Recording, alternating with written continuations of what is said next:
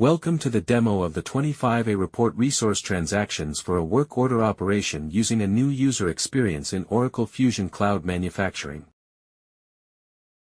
You can now report resource transactions for a work order operation using the Redwood user experience. It provides a modern and responsive user interface. Your transaction reporting becomes more efficient and faster from the work execution work area.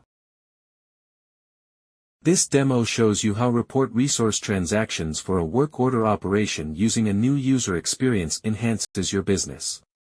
We will see how production operator reports resource transactions for a work order operation. Log into the application as a production operator.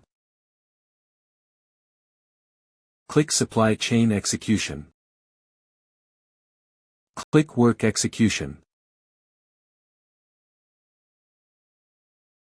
The Work Execution Overview page is displayed. Click View All Actions. Click Report Resource Transactions. The starting page to report resource transactions is displayed in a new user experience based on a profile option. Scan or enter the work order number and operation sequence and click Next. The Report Resource Transactions page is displayed. You can charge resources or reverse previously charged resources. You can choose to view all manual resources set up in the work order operation or manually enter resources. You can update some of the attribute values for the defaulted work order operation resources as required. The previously charged quantities for the resource are displayed. You can add a new row by clicking the Add button.